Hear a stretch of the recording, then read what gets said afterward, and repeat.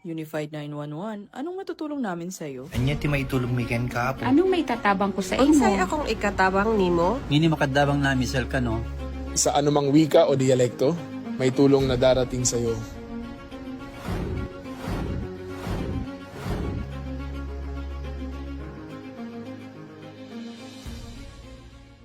Lilingkod sa bawat Pilipino at magbibigay ng tamang impormasyon para sa tahimik at maayos na Pilipinas. Police News Network, alagad ng batas, tagapagtaguyod ng balitang pulis, sandigan ng mamamayan, patnubay ng katotohanan. La Campo Crame, maghahatid ng pinakahuling kaganapan at nagbabagang balita. Ito ang PNN Police News Network. At ngayon, ang inyong mga tagapagbalita. Magandang araw, bagong Pilipinas. Ako ang inyong alagad ng batas, tagataguyod ng Balitang Pulis, Patrolman Edwin Baris. Maghahatid ng tamang balita, kwento ng pulis at serbisyo para sa mamamayan. At ito ang PNP News Online. Ang pangunahing balita ng Police News Network, alagad ng batas, tagataguyod ng Balitang Pulis.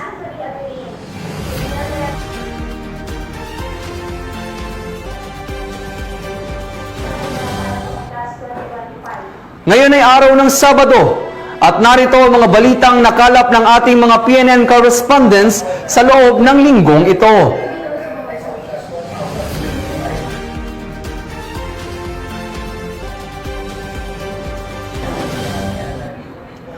Upang mapanatili ang kaisan at payapang nalalapit na Undas 2025 sa Cebu City, nakahanda na ang Cebu City PNP sa pagpapaigting ng seguridad katuwang ang lokal na pamahalaan upang mapanatili ang kaligtasan ng bawat mamamayan sa paggunita ng undas sa Cebu.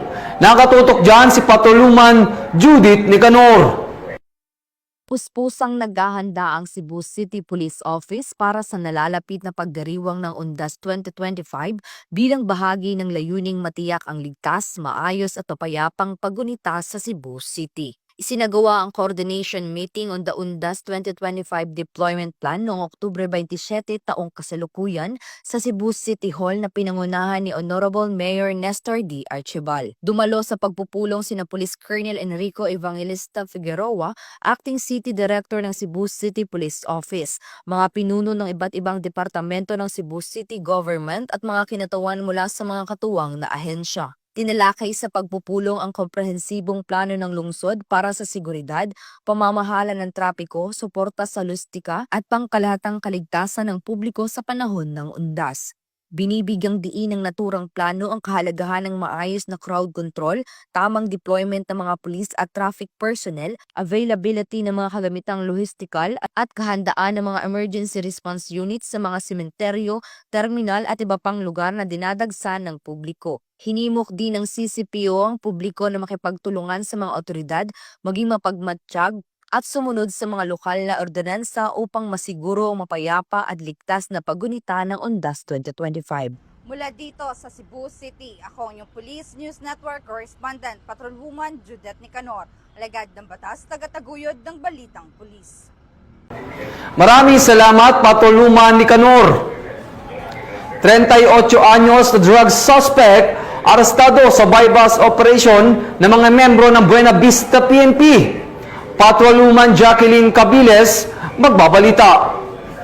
Arestado ang isang street-level individual sa isinagawang bypass operation ng mga operatiba ng Buena Vista Municipal Police Station sa pakikipag-ugnayan sa PDEA 13, kung saan nasamsam ang hininalang shabu sa Purok 2, Barangay Matabao, Buena Vista, Agusan del Norte. Ayon kay Police Colonel April Mark C. Yang, Provincial Director ng Agusan del Norte Police Provincial Office, nakilala ang suspect bilang si alias Kim, 38 taong gulang, lalaki, walang trabaho at residente ng nasabing lugar. Nakumpiska mula sa kanya ang hinihinalang shabu na nakalagay sa heat seal transparent plastic sachet at isang cellphone. Kasalukuyang nasa kustudiya ng Buena Vista MPS ang suspect at maharap sa kasong paglabag sa Republic Act 9165 o ang Comprehensive Dangerous Drugs Act of 2002. Ayon kay Police Colonel Yang, ang pagkakaresto sa suspect at pagkakakumpiska ng mga pinagbabawal na droga ay bunga ng walang humpay na pagsisikap ng kapulisan ng Agusan del Norte upang sugpuin ang paggamit at pagbebenta ng ilegal na droga. Mula dito sa Police Regional Office 13, ako ang inyong PNN correspondent, Patrolwoman Jacqueline Cabiles, alagad ng batas, tagataguyod ng Balitang Pulis. Maraming salamat, Patrolwoman Cabiles. Voluntaryong sumuko ang isang membro ng Communist Terrorist Group sa pamahalaan sa Paranas, Samar. Bunga ito ng tuloy-tuloy na programa ng pamahalaan kontra insurensiya. Patrolwoman Maria Elena Singian sa report.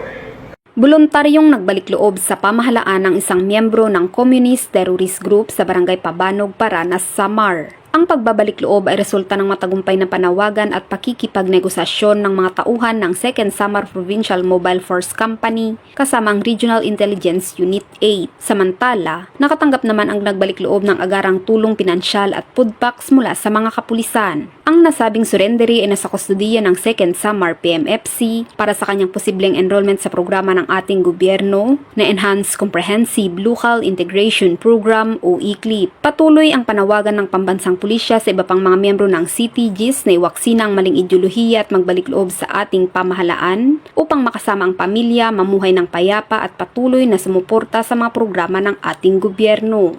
Mula dito sa Eastern Visayas, ako ang inyong PNN correspondent, Patrolwoman Maria Elena Singian, alagad ng batas, tagataguyod ng Balitang Pulis. Maraming salamat, Patrolwoman Singian. Matapos ang isang buy-bust operation, arestado isang drug suspect sa mga membro ng Antipolo City PNP. 136 pesos na halaga ng shabu, kumpiskado. Magbabalita dyan si Patrolwoman Priscel May Urbano. Arestado ang isang lalaki sa isinagawang buy-bust operation ng mga tauhan ng City Drug Enforcement Team ng Antipolo Component City Police Station matapos mahulihan ng hinihinalang shabu nito lamang 27 ng Oktubre taong kasalukuyan. Kinilala ng mga otoridad ang suspect na si alias Pre, residente ng Bagumbayan, Teresa, Rizal. Nasamsam mula sa suspect ang 3 piraso ng heat-sealed transparent plastic sachet na naglalaman ng humigit kumulang 20 gramo ng hinihinalang shabu na nagkakahalaga ng 136,000 pesos. Isang 500 peso bill na ginamit bilang buy-bust money at isang coin purse. Kasalukuyang nasa kustodiya ng Antipolo Component City Police Station ang suspect at nakatagdang isa ilalim sa inquest proceeding para sa paglabag ng Republic Act 9165 o ang Comprehensive Dangerous Drugs Act of 2002. Sa isang pahayag, binigyang diin ni Police Colonel Feliteo A. Gonzalgo, Provincial Director ng Rizal Police Provincial Office, na patuloy ang kanilang maigting na kampanya laban sa iligal na droga upang matiyak ang isang ligtas at maayos na komunidad para sa lahat ng mamamayan ng Rizal. Mula dito sa PRO Calabarzon, ako ang inyong Police News Network correspondent, Patrolwoman Priscel May Urbano, alagad ng batas, tagataguyod ng Balitang Pulis. Maraming salamat, Patrolwoman Urbano. 476,000 pesos na halaga ng ipinagbabawal na gamot, kumpiskado sa anti-illegal drug operation ng PNP Pampanga. Isang high-value individual at 4 na iba pa, arestado. Yan ang balitang hatid ni Patrolwoman Lixen Reyes Saweran.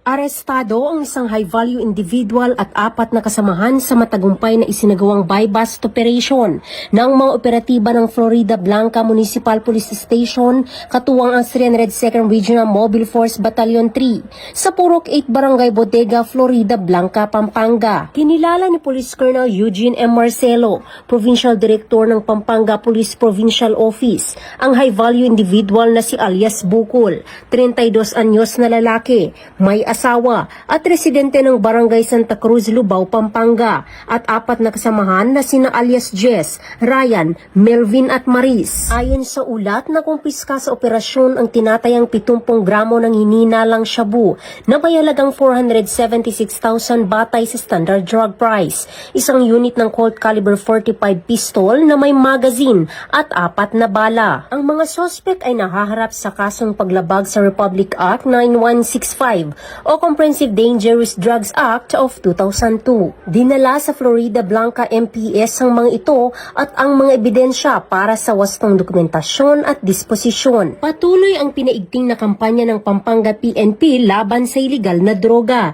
bilang patunay ng kanilang dedikasyon sa pagpapanatili ng kapayapaan, kaayusan at kaligtasan ng publiko. Mula dito sa Police Regional Office 3, ako ang inyong PNN correspondent, Patrolwoman Lixen Reyes A. Saweran, alagad ng batas, tagataguyod ng Balitang Pulis. Maraming salamat, Patrolwoman Saweran. Matagumpay na naisagawa ng Police Regional Office Bangsamoro ang security preparation meeting upang masigurong maidadaos ng mapayapa ang paggunita ng undas sa Bangsamoro. Magbabalita dyan si Patrolwoman Veronica Lagi. Nasamsam ang 1,156,000 pesos halaga ng iligal na droga mula sa isang high-value individual sa isinagawang operasyon ng Dato Udin Sinsuat PNP sa Barangay Poblacion 3, Cotabato City, nito lamang 27 ng Oktubre taong kasalukuyan. Kinilala ni Police Lieutenant Colonel Ismail Madin, hepe ng 2 MPS, ang suspect na si alias Dats, 26 anyos na residente ng Poblacion 2, Cotabato City. Naging matagumpay ang pagkakaresto sa suspect dahil sa pinagsanib puwersa ng mga operatiba ng Cotabato City PNP at Maguindanao del Norte PPO. Nakuha mula sa suspect ang isang Honda Click na sasakyan, 3 jumbo at isang medium-sized plastic sachet na pinaniniwala ang shabu na may timbang na 170 gramo at nagkakalagang 1,156,000 pesos, 400,000 pesos budol money, 1,000 pesos bilang buy-bust money at isang cellphone. Napag-alaman din, nakakalaya lamang ng suspect matapos masakote ng Region 12 matapos mahulihan rin ng mga iligal na droga. Ang mga nakumpiskang ebidensya ay kasalukuyang nasa kustodiya na ng naturang stasyon kasama ang suspect at nahaharap sa kasong paglabag sa Republic Act 9165 o ang Comprehensive Dangerous Drugs Act of 2002. Ang tagumpay ng operasyong ito ay bilang bahagi ng pinaigting na kampanya ng PNP laban sa iligal na droga, partikular sa pagtutok sa mga target na personalidad na sangkot sa mga iligal na aktibidad upang mapanatilang isang ligtas at mapayapang Bangsamoro. Mula rito sa riyon ng Bangsamoro, ako ang inyong PNN correspondent, Patrolwoman Judy Ann Alibo, alagad ng batas, tagataguyod ng Balitang Pulis. Maraming salamat, Patrolwoman Lagi. 400,000 pesos na halaga ng shabu ang nasabat sa buy-bust operation ng mga otoridad sa Mandurriao, Iloilo. High-value individual na suspect arestado. Patrolwoman Ledilyn Bansagon sa report. Tawanan at kasiyahan ang bumalot sa Police Regional Office 6 nang magsagawa ng masayang trick-or-treat celebration ang mga mag-aaral ng Pro-6 Child Development Center sa loob ng tanggapan ng Pro-6, Camp General Martin Teofilo B. Delgado, Fort San Pedro, Iloilo City. Nito lamang 27 ng Oktubre taong kasalukuyan. Ang mga bata ay nagparada suot ang kani-kanilang makukulay, malikhain at nakakatakot na Halloween costumes na nagbigay ng sigla sa buong himpilan. Ayon sa pamunuan ng Pro-6 Child Development Center, ang aktibidad na ito ay taunang tradisyon na layuning mahubog ang pagkamalikhain, kumpiyansa at pakikisalamuhan ng mga bata. Sa pamamagitan ng pagdiriwang ng Halloween, natututo rin silang pahalagahan ang kasiyahan, imahinasyon at pagkakaisa. Bawat batang kalahok mula sa maliliit na multo hanggang sa matatapang na superheroes ay nagbigay ng kani-kanilang buong sigla upang gawing espesyal ang araw na ito. Nakiisa rin sa kasiyahan si Police Brigadier General Josefino Diligan, Regional Director ng Pro-6, na personal na namigay ng candy at mga regalo sa mga bata. Habang naglilibot ay ibinahagi niya ang mga ngiti at tawanan sa mga magulang at guro na sumasalamin sa malasakit at pagpapahalaga ng PRO-6 sa kabataan bilang kinabukasan ng bansa. Sa kabuuan, ang matagumpay na pagdiriwang ay nagsisilbing paalala na ang Philippine National Police ay hindi lamang tagapangalaga ng kapayapaan, kundi katuwang din sa paghubog ng masaya, ligtas at mapagmahal na komunidad. Alinsunod ito sa isinusulong na bagong PNP para sa bagong Pilipinas, serbisyong mabilis, tapat at nararamdaman.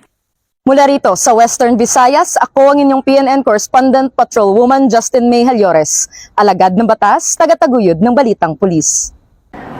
Maraming salamat, Patrolwoman Bansagon. At yan ang mga balitang nakalap ng ating mga PNN correspondents mula Luzon, Visayas at Mindanao sa loob ng linggong ito. Sa ngalan ng pamunuan ng Philippine National Police, sa panguna ni Acting Chief PNP Police Lieutenant General Jose Melencio Nartates Jr. at sa pamumuno ni President Ferdinand Marcos Jr., kami ay maglilingkod sa bawat Pilipino at magbibigay ng tama at balansing balita bilang bagong PNP para sa bagong Pilipinas. Mula rito sa tanggapan ng tagapag-ugnay ng Pambansang Pulisya, ako inyong alagad ng batas, tagataguyod ng Balitang Pulis. Ako po si Patrolman Edwin Baris. Maghahatid ng tamang balita, kwento ng pulis at serbisyo para sa mamamayan. At ito ang PNP News Online, ang pangunahing balita ng Police News Network.